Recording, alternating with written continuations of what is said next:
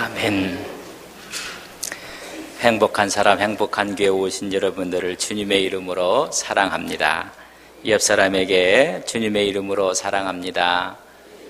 주님의 이름으로 축복합니다. 5월의 편지를 읽어보셨나요? 우리 안동 아름다운 신문 5호로에 5월의 편지가 있습니다. 5월의 편지를 읽어보면 한 부모가 자녀가 장성해서 결혼을 하게 됐고, 결혼하는 그 날 편지를 쓴 내용들이 실려 있습니다. 그 편지는 제가 쓴 편지입니다. 네, 우리 아름다운 신문을 거의 읽지 않는 것 같아요. 다 전도용으로 여러분들이 사용해 주셔서 너무 고맙고 감사합니다.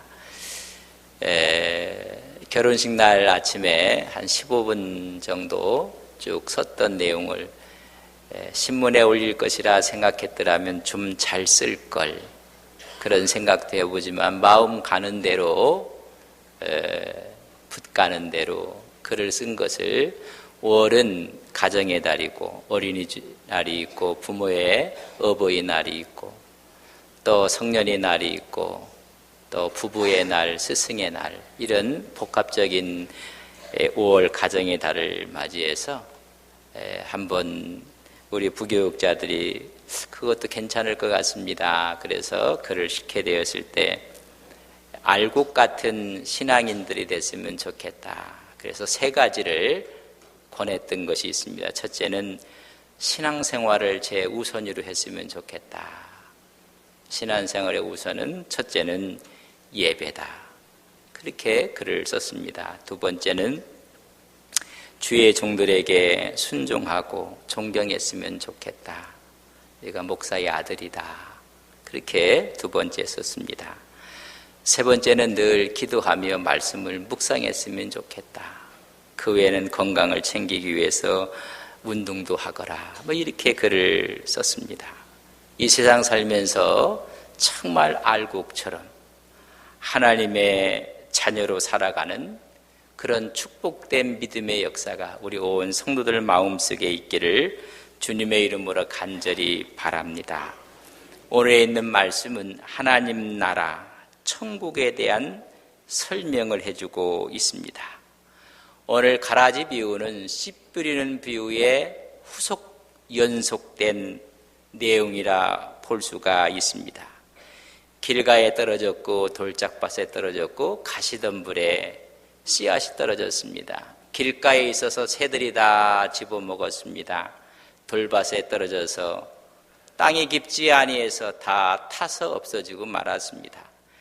가시떨기 나무에 떨어져서 기운을 다 빼앗겼습니다. 옥토에 떨어졌다고 4번째 밭을 이야기를 합니다. 문제는 옥토에 떨어진 씨앗이었습니다.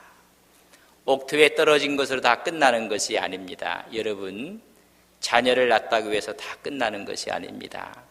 시작일 뿐입니다. 남녀가 장성해서 결혼을 해서 모든 인생을 다 사는 것이 아닙니다. 이제 시작일 뿐인 것입니다. 문제는 옥토에 있다는 것이었고, 옥토가 모든 것을 완성하지 않는다는 것입니다. 옥토는 시작일 뿐입니다. 문제는 가라지라는 장애물이 등장하고 있습니다. 그래서 가라지 비유는 씨 뿌리는 비유의 후속편입니다. 옥토에서 나타나는 것입니다. 하나님의 말씀은 밖에서부터, 위로부터 우리 마음속에 떨어지는 것입니다. 그 하나님의 말씀을 우리가 수용하고 받아들이는 것입니다. 그 말씀이 믿어지고 또 그 말씀을 받아들이고 순종하고 내 마음문을 활짝 열고 내 마음에 간직하는 것입니다. 이때 생명의 역사가 시작됩니다. 그래서 우리는 그걸 중생이라고 합니다. 여러분, 니고데모에게 너는 다시 태어나야 하겠다, 요한복음 3장에 있는 말씀 중생은 위로부터 출생한다는 것입니다. 여러분, 생명의 근원은 땅에 있는 것이 아니라 위에 있다는 것입니다. 땅에서 나는 것은 땅의 것이요, 위에서 나는 것은 위의 것이라고 말씀했습니다. 야고보 3장 13절 이하에 보면 땅의 것은 마음속에 독한 시기와 다툼과 혼란이라. 야고보는 그것을 가리켜서 정욕적인 것이요 귀신적인 것이라고 이야기를 했습니다. 그럼 위로부터 나는 것이 무엇인가를 그는 말씀하기를 성결이요 화평이요 관용이요 양순이요 긍휼이요 편견이 없으며 거짓이 없는 것이라고 야고보서 3장 13절에서 18절에 말씀해 주고 있습니다.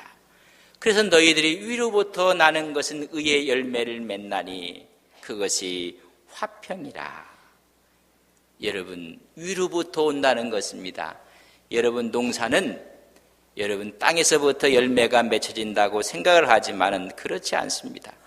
하늘이 허락하지 아니하면 열매는 없습니다.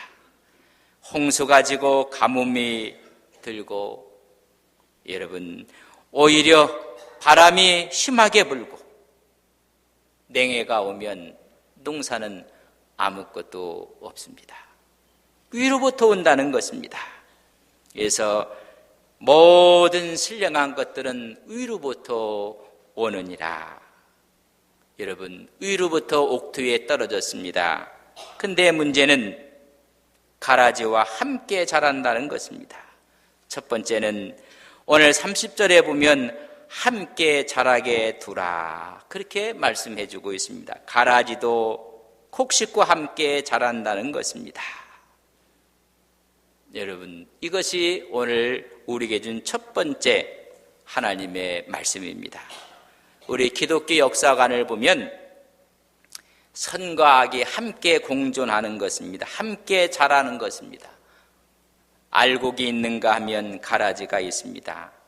여러분, 세상을 점점 악해진다고 보십니까? 점점 선해진다고 보십니까?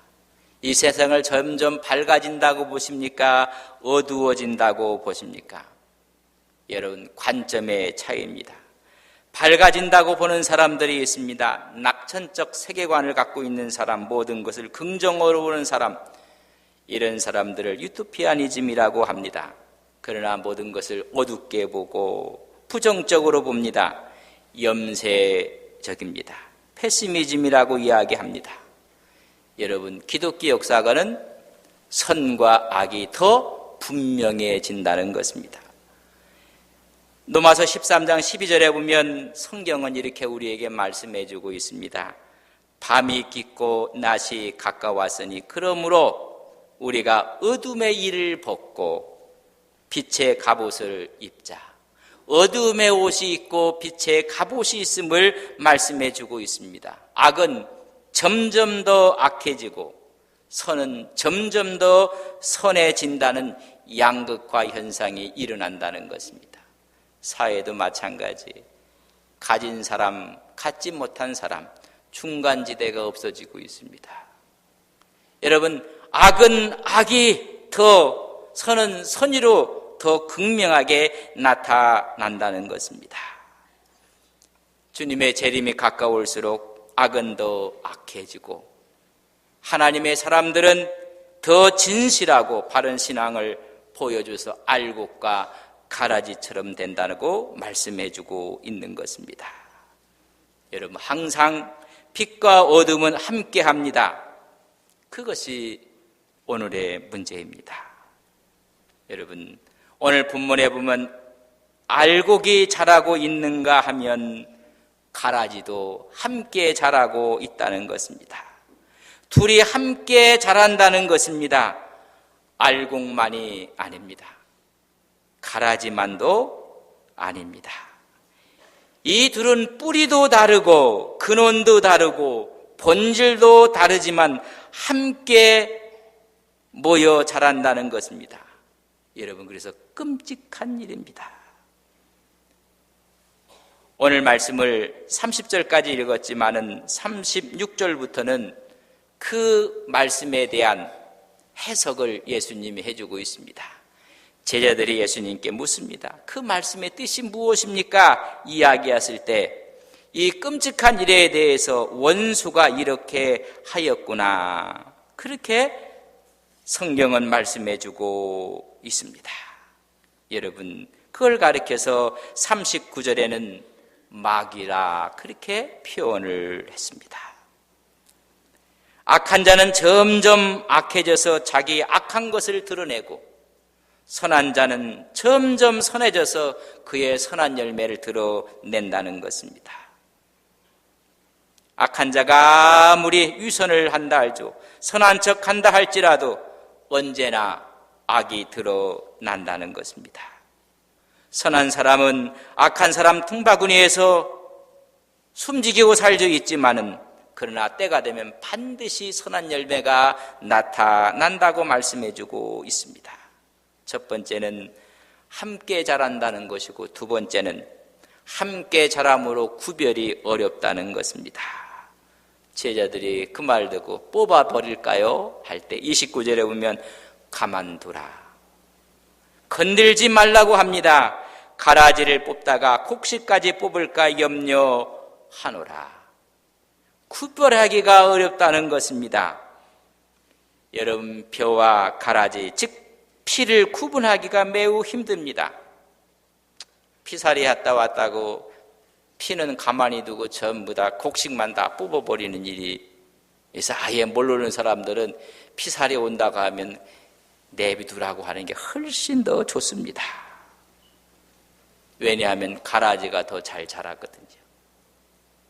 더 멋있게 충실하게 보이고 오히려 더 아름답게 보이니까는 그것이 벼인 양 착각을 한다는 것입니다. 여러분, 그러나 현상은 비슷하지만은 본질이 너무나 다릅니다. 구별을 하려면 뿌리를 보면 알아요. 그렇다고 해서 그 뿌리를, 그 많은 모짜리판에서 뿌리를 볼 수가 없습니다. 서너 모씩 옮겨서 모를 심는데 언제 그걸 다 보고 있습니까? 여러분, 뿌리를 보면 벼는 뿌리가 붉습니다. 그리고 검은빛입니다. 그러나 가라지 피는 하얗습니다. 어떤 게 더 멋있어 보이는, 뿌리도 가라지가 더 멋있어 보입니다. 그러다 그걸 뽑다가 괜히 알고까지 다 뽑아버릴 수가 있기 때문에 그렇습니다. 여러분, 가짜가 더 아름답습니다. 위선자가 더 열심입니다. 오히려 가짜들이 언제나 진짜처럼 행세를 하는 것입니다. 그래서 귀한 일에는 언제나 가짜들이 있긴 말입니다. 오히려 더 가짜가 찬란하고, 그래서 구별하기가 어렵습니다. 그래서 조급하게 생각하면 안 됩니다. 뽑아버릴까요? 아니라 가만히 두라고 했습니다. 우리가 그것을 뽑다가는 오히려 알곡이 다친다는 것입니다. 우리 인간들이 심판하고 판단하는 것, 그만 이야기입니다. 그럴 자격도 없습니다. 오직 심판은 하나님이 하시는 것입니다. 나의 판단, 내 생각이 옳은 것이 아니라는 것입니다. 여러분, 내 주관, 내 기분, 그것이 잘못하면 흑백 논리에 함몰되어서 위험한 주관주의가 되고 마는 것입니다.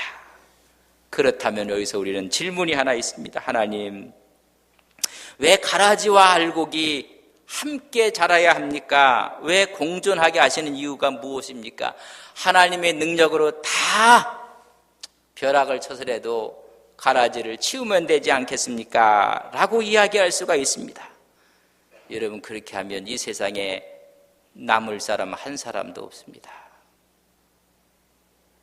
또 선한 일을 하는 사람에게 하나님이 복을 주시면 될 거 아닙니까? 그럼 하나님이 이렇게 말씀하실 거예요. 그래, 네가 선한 일을 할 때마다 내가 복을 줄 거다. 단 잘못하면 너에게 벼락을 칠 거다. 그러면요, 하나님, 저 복 다음에 받을 테니까는요, 좀 연기해 주세요. 그게 생각 있는 사람의 생각입니다. 하나님이 그럼 선을 행할 때 막 복을 줬다가 그럼 조건을 건다. 네 잘못하면 벼락 친다. 여러분, 여기에 대해서 예스 하시겠습니까? 노 하시겠습니까? 우리는 반듯하게 간다고 해도 뒤돌아보면 그 길이 바른 길이 아닙니다. 복을 연기시켜주는 것이 그게 은혜요, 그것이 축복인 것을 깨닫게 되는 것입니다. 그래서 공존하는 이유가 있습니다. 하나님이 알곡을 사랑하기 때문에 그렇습니다. 가라지를 뽑으려다가 알곡을 뽑아서는 안 되기 때문에 그렇습니다. 우리 하나님은 악마 같은 인간 10,000명보다는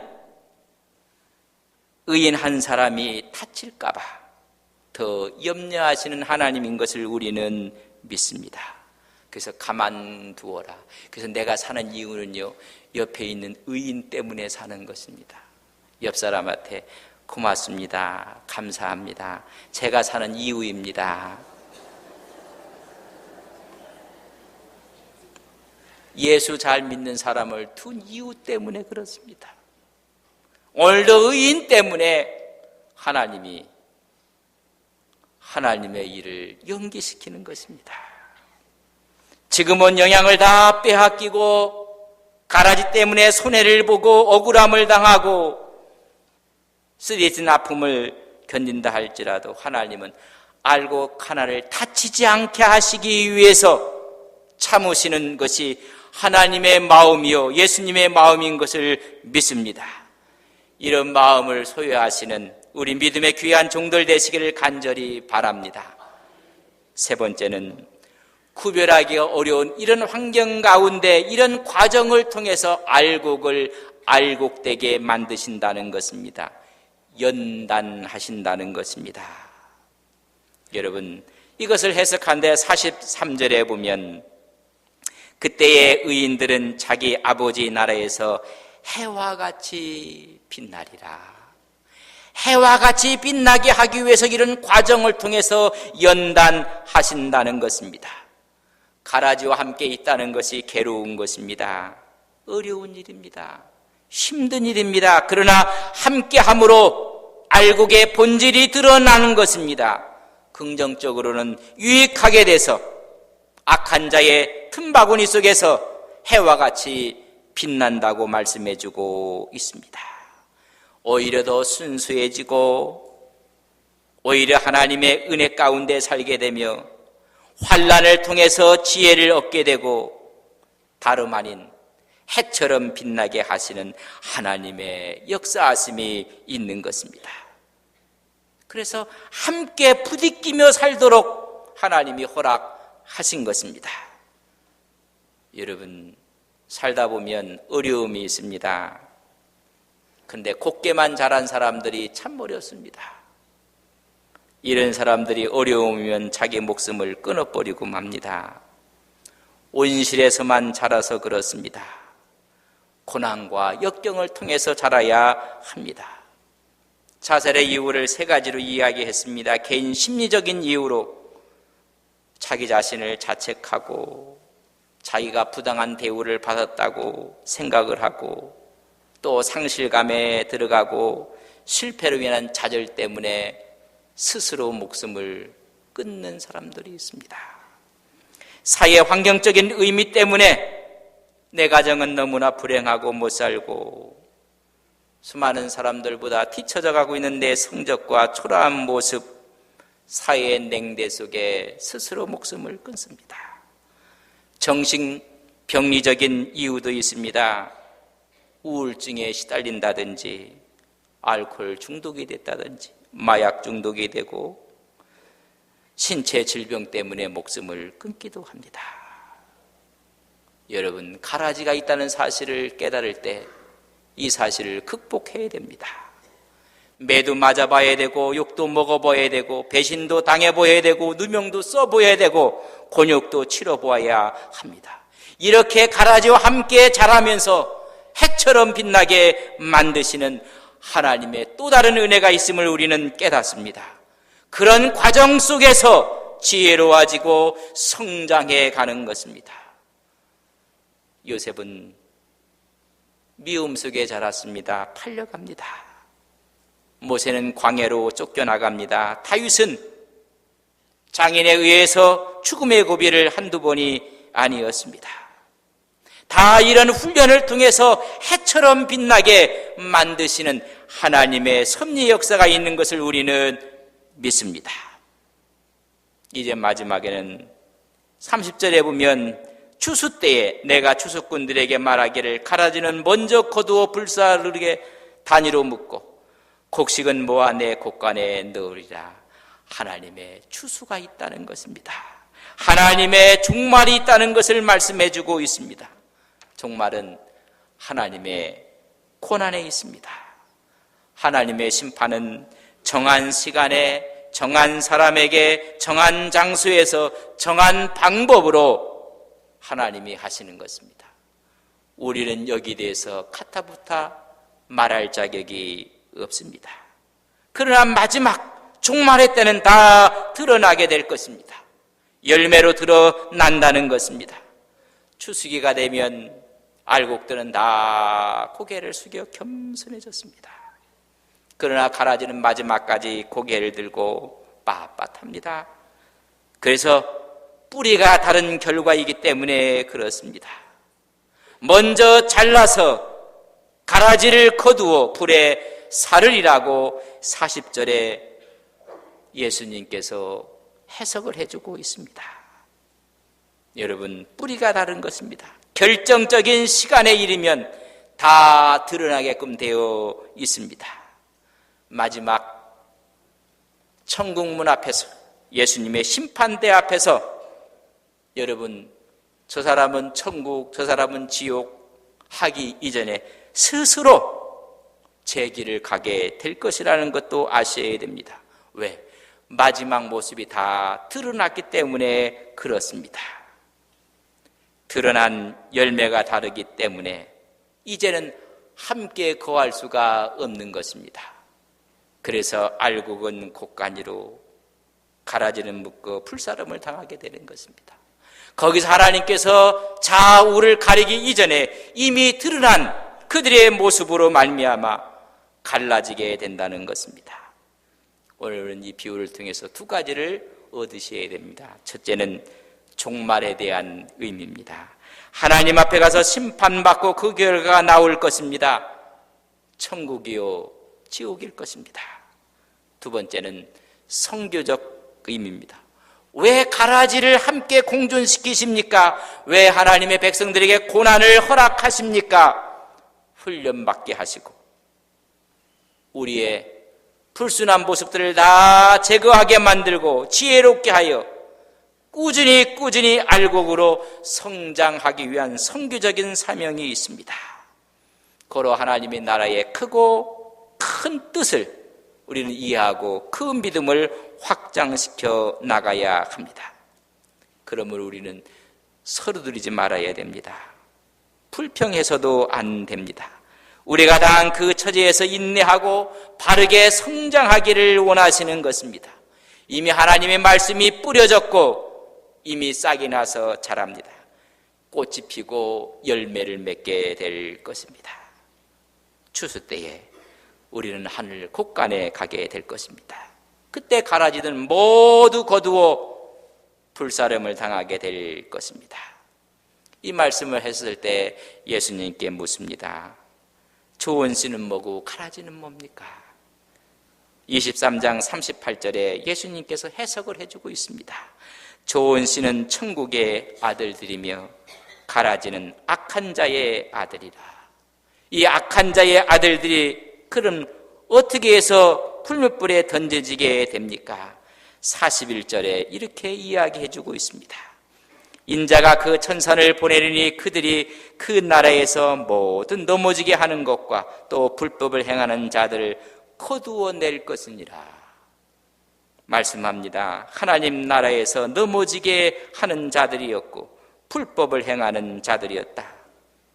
다 이들은 풀무불에 던져 넣을 것이니라. 그때 의인들은 아버지 나라에서 해같이 빛나리라. 오늘 우리 안동서부에 온 성도님들이 그때 해같이 빛나는 믿음의 종들이 되시기를 간절히 바랍니다. 귀 있는 자는 들을지니라. 주님이 마지막 해석의 말미에 말씀해주고 있습니다.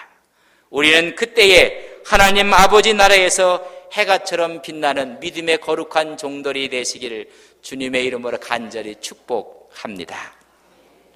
하나님, 그때의 의인들은 아버지 나라에서 해같이 빛나리라.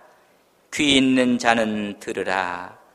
해석하시는 하나님의 말씀을 듣게 됩니다.